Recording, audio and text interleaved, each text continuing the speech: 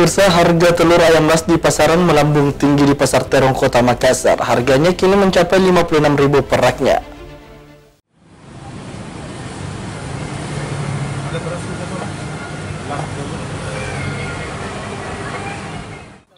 Di Pasar Terong, Kota Makassar, telur ayam ras naik dari harga Rp47.000 menjadi Rp55.000 per raknya untuk ukuran sedang. Sementara untuk stok telur ukuran besar dan kecil di tempat ini telah habis terjual.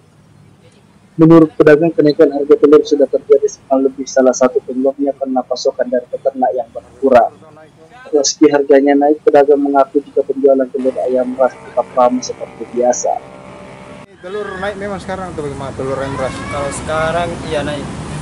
Itu berapa kenaikannya?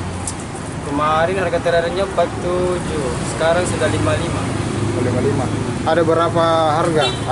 Ada yang sedang atau bagaimana? Sekarang sisa yang sedang sampai ke 62. Itu yang 55 itu yang sedang? Ya, yang 55 yang sedang.